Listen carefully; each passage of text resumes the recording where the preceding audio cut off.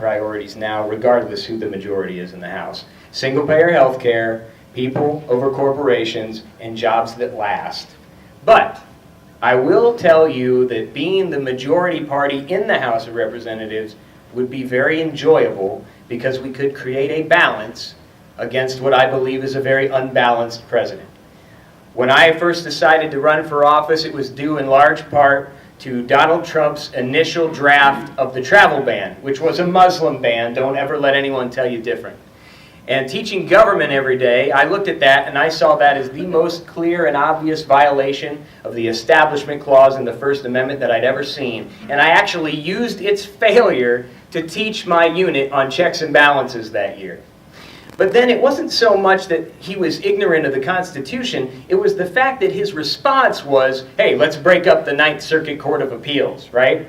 And then ever since then, he's been bashing the judicial branch of government, threatening freedom of the press. And so for me, legislative action that we could take in regards to checking that kind of irresponsible behavior would simply be to say, no, Mr. President, you're wrong, and we're not going to support you. And if he sends out an executive order that's a clear violation of the Constitution, then it'll be our job as the majority to pass legislation to stop that executive order or to possibly censure the president. Those are things that we can take. Those are actions, real actions, that we can take in order to place a check against an unhinged head of state.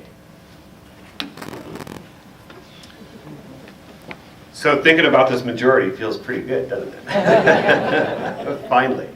So what I've been talking about today, and what I've been talking about since last August, is three big things, those three kitchen table issues that I'm so dedicated to: better paying jobs, affordable health care for everyone, and real solutions to the opioid crisis here in the 15th district. A majority in the House, the great thing, because this is a big question for people, it's like, well, what are you going to do? You're going to be all alone. You might not be in the majority. One of the great things about running this campaign is being in touch with similar campaigns all across the country. And I got to tell you, you should feel hopeful. Not just from groups like the Alliance for Compassion and Truth in Wilmington that's working hard there. Not just like the Matriots, the group of women here in Columbus that has gotten together with women from all over the political spectrum and raised $750,000 into a PAC since last summer to get more women elected to office. But also, when I was invited out to Washington, D.C. last October to join with other viable candidates who had been doing the work and raising the money and getting out there into their districts, there were about 70 of us. A lot of us first-time candidates, a lot of us service veterans, Peace Corps veterans like myself, military veterans, all of us so eager to get to work on practical, pragmatic solutions to what people need help on. This is happening all over the country, and I think everyone in this room should feel really hopeful about it. Certainly, we've seen national observers change their view of this race to as seeing it as more competitive. Last December, Cook Political Report shifted it into their competitive column. In January, the Democratic Congressional Campaign Committee did the same thing and moved it into their majority makers list, and then just last week, Sabado's Crystal Ball did the same thing. So definitely there's a lot of momentum building. Observers see the possibility for us getting into the majority. Those three issues, better paying jobs, affordable health care for everyone, and real solutions to the opioid crisis, they are in reach. Because victory here in Ohio's 15th means that I will be part of a new Democratic majority that is focused on practical, pragmatic solutions to people's everyday issues, and we can do this. Thank you very much. It's really going to be exciting. And Rick, this goes to you first. The Great Recession has not ended for the rural areas of our district. Is it appropriate that Congress help the rural economy recover? And if so, what goals would you have for that effort? If not, what other things would you do as a representative to help these areas? Thanks. Of course, we need to do everything, as we've been talking about today, to help our rural communities, just like all the communities in our district, move forward. The expression that keeps coming back to my mind from that symposium that I mentioned earlier that I attended a few weeks ago in Athens on social impact investing is this idea of helping communities make a fair and a just transition to the new economy that's coming. And so around this issue of better paying jobs and jobs in general, raising the minimum wage is something that we have to do so that we can get towards a livable wage. Job training and workforce development for the economy that's coming is crucial. And the third thing is this issue of building the digital infrastructure that our district is going to need, and rural communities in particular are going to need, to be able to make that transition to the new economy that's coming. Automation and artificial intelligence are on their way. And if we do not invest in our communities the way that we need to, they risk being left behind again. And I just want to make this contrast again. Between me and Steve Stivers, there is only one of us that is going to work like hell every day to help communities make that transition. And the other one's going to leave them behind. Could you re-ask the question? I'm sorry. Yes. Okay, I talk loud anyway, but I'll use this. The Great Recession has not ended for the rural areas of our district. Is it appropriate that Congress help the rural economies recover? If so, what goals would you have for that effort? If not, what other things would you do as a representative to help these areas? Yes, it's absolutely the responsibility of government to reach out to the rural districts and any district that's in poverty and still suffering from the effects of the recession. I worked in the rural areas. I live in a rural area, and to speak plainly, we had a recession before there was a recession. Okay, the problems that existed before, during, and after the housing crisis are still the problems that these people face today. Barriers to education, a job market filled with low-wage or part-time positions, and a rigged system in finance. We need to unrig that system. As I've said before, we need to invest, we need to begin the fight for monetary reform so that we can return the creation of money to Congress, who can then use that to create jobs by building infrastructure. Okay? I support free in-state tuition for anyone willing to commit to 2 years of community service. John Kerry proposed this in 2004, and I never thought he got enough credit. It's the idea that you show your education has a value by going out there and helping your community. I think that that's something that even conservatives and conservative-leaning independents are starting to get behind. And I also believe that we need to absolutely invest in these technologies of the future, like I said, green energy technology, point-of-purchase subsidies, so that we can increase demand. Because in the United States of America, the only way that you can create lasting job growth is with an increase in demand. People don't go out and hire more employees at McDonald's because the CEO got a fat tax break. They hire more employees at McDonald's because the rest of us are buying more French fries. That's how economics works. And that's how economics will work in the rural areas. So, free tuition in exchange for 2 years of community service, unrig the system through monetary reform, and invest in the jobs of the future. And this goes to you first. Another complicated question. Oh, good. What is your position on the minimum wage, and upon what is it based? And then I have 4 choices for you. Be good if you had paper and pencil, but I've got the concept of the minimum wage is not effective. The current minimum wage, with minor inflationary increase, is sufficient. The minimum wage needs to be increased substantially, or some other option. Please explain. Well, anyone who argues against the minimum wage, that is an inhumane argument. When a working mother can go out and work 2 and 3 jobs over 40 hours a week and still qualify for welfare, that is not the American dream. That's not socioeconomic upward mobility. Okay, so I would support legislation in Congress meant to lift the minimum wage to $15 an hour over a process over 7 to 10 years. But more immediately, I would support legislation that mandates every single state in the United States increases their minimum wage until the average household income reaches the average cost of living in that state. The state of Ohio, our average cost of living is 9% below the national average. That's good. It means it's affordable to live here. But our average household income is 14% below the national average, and that's bad. So I would like to see the numbers that would make our minimum wage go up high enough to where we can close that 5% gap. That would be my immediate solution. Now, what was the second part? I'm sorry.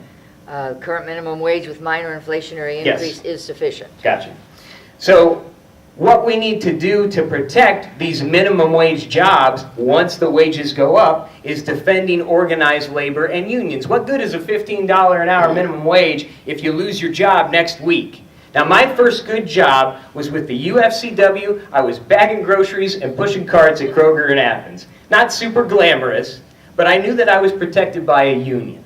And the unions are out there protecting the minimum wage workers and protecting all workers in this country. And I think it's high time that our government steps up and protects the unions, which is why I am now proposing my own personal idea for the 28th Amendment to the Constitution of the United States, which I call the Union Amendment, and it reads as follows. Unions have the right to collectively bargain their contracts and to collect fees to cover the cost of those negotiations on behalf of all members of the bargaining unit. Anyone that remembers SB 5, anyone that's paying attention to the Janus case in the Supreme Court right now, you know that that language just solved both of those problems. So raise the minimum wage, defend American unions. Yeah, clap, I mean. Right, no clapping. No clapping. So, you know, I mean, I think you read out 4 choices, and the third one was raising the minimum wage. And, you know, this is what we've been talking about. So an immediate move to raise the minimum wage to $15 an hour as a step to getting towards a livable wage for folks. This is what we need. Wages have been stuck for a long time. They're not going up as fast as the rest of the economic expansion, so we need to give that a push. What's so helpful for me in thinking about this is what Sharon is saying, what Senator Brown is saying about properly valuing work in this country. It's not, we do not properly value it as a society, and the corporations and businesses are not properly valuing it. So we need to give that a push there. We need to move that along. I mean, that's our job as elected representatives to help balance things out. And there's a good place where we can start with that. And it's a cultural thing, so it's going to be a little bit weird. But we need to get rid of tipped wages. When I go to the restaurant, when I go out, when I go someplace, I like showing my appreciation. I like it. But good grief, most of those folks are working women, and they're getting stiffed, and we got to get rid of it. We got to normalize that and bring balance back to wages, get rid of tip wages, and make sure that everybody who works at their work is valued properly. So this is a pretty easy one. Raise the minimum wage. It's time. I'm told we have time for one more question, and then each of you will get 2 minutes to summarize today. And Rick, you get this first. What, if anything, do you think that Congress can do about gerrymandering across the country?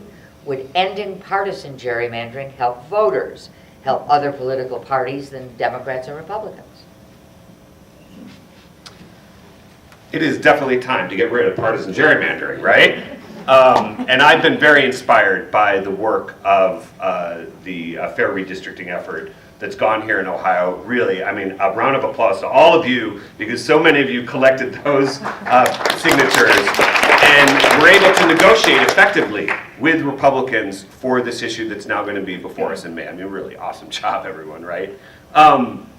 Because what this reminds us is that if there is a silver lining to our president being in the White House, is that it is going to bring us to the brink of electoral reform more broadly. Not just getting rid of partisan gerrymandering and making and taking the redistricting process out of a partisan process, but also ending voter suppression. For crying out loud, our job is to make sure that as many people as possible get to vote, not fewer. And the third thing is getting rid of this dirty money that is destroying our politics and destroying our country.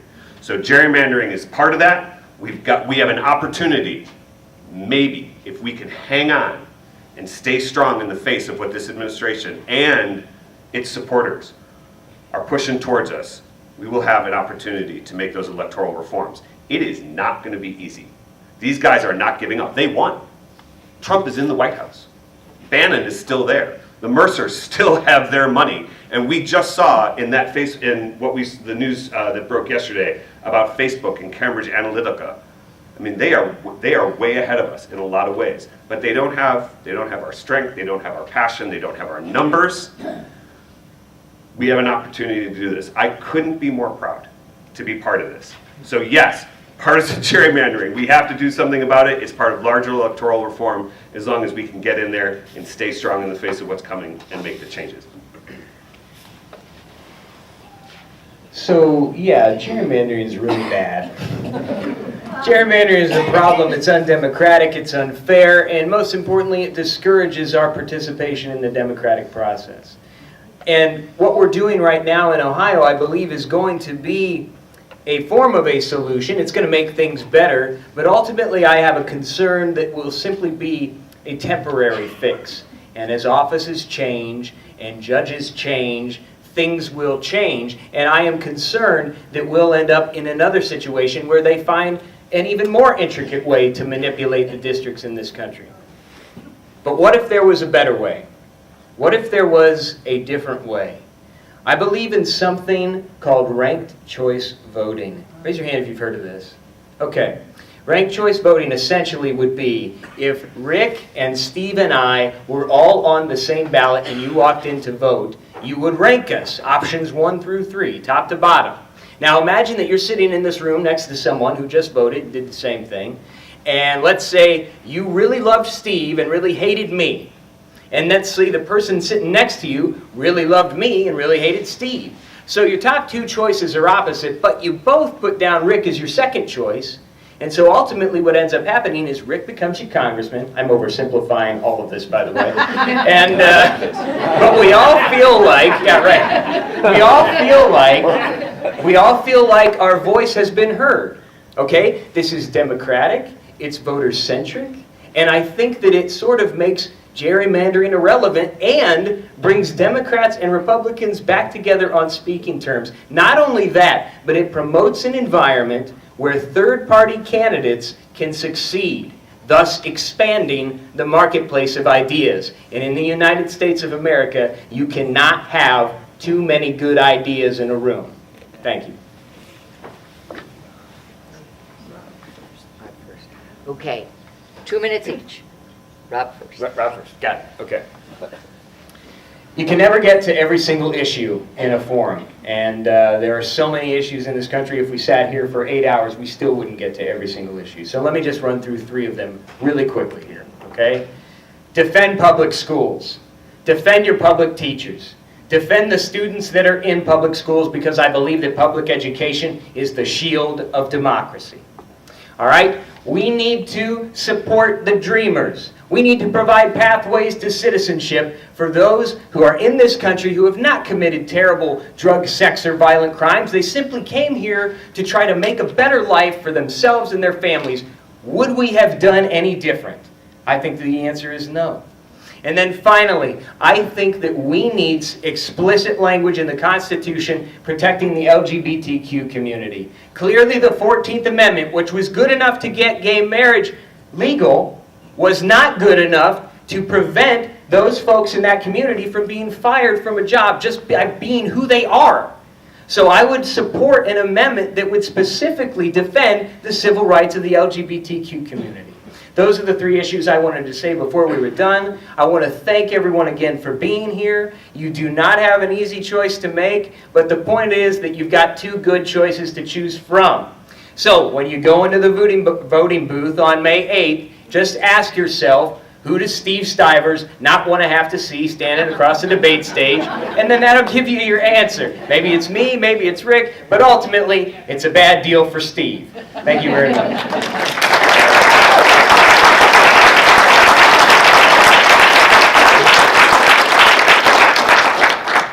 Thank you, everybody. This has really been a terrific experience for me. Carol, thank you. Thanks, Rob, for being here. Steve, Wish you were here. Really. Like I said at the beginning, this is really terrific for me to be able to come back to this very room where I met so many folks, when the Indivisible movement got started in Central Ohio. Just very, very proud to be here. Very proud to wake up every day and work on this full time. I'm lucky that I have that opportunity. I am really, really unhappy and disappointed with Steve and with my representation in Congress. And I think that is shared by so many people. And I hear it not only from all of you, not only from other Democrats and people interested in making change throughout the district, but also increasingly from a lot of establishment, let's call them traditional Republicans. There was a gentleman in Bexley who I had coffee with a month or so ago who comes from a fairly prominent Republican family in Central Ohio. And we got through the whole conversation and I made my case, and of course at the end I asked for his support. And he looked at me and he said, I have to talk to Steve first, because they're friends. And this guy has been a supporter of Steve since the beginning. And he said, I have to talk to him first and I have to tell him how disappointed I am in him. This is what's coming. This is our opportunity, and this is why we have to stay strong and run strong. I am really proud of the campaign that I've been able to put together, and I'm telling you, I get overwhelmed thinking about it because I'm a first-time candidate. I had a great opportunity to step forward after all the years that Tom, my husband, and I spent working on marriage equality and on civil rights here, after all the years that I spent overseas fighting for refugees and trying to save lives and get people back home, after my 5 years in Morocco as a Peace Corps, to be here in front of you and telling you that all I want to do is get up every day and go to work for you in Washington and go to work for everybody in this district, because we deserve it. We deserve a representative who fights for us, not just for better paying jobs and affordable health care and for real solutions to the opioid crisis, but also someone who can stand up with all the other like-minded people, all the other people who are in Congress and who will be in Congress and across this country, who care about our country and about our democracy, and who care about the wider world that we live in, and stand up and say to this man and his supporters in the White House, no, we will not accept it, you are not us, and you will leave, because that is our will and this is our country and we are going to take it back. Thank you very much. I'm really honored to be here, and please come up and say hi afterwards. You may applaud.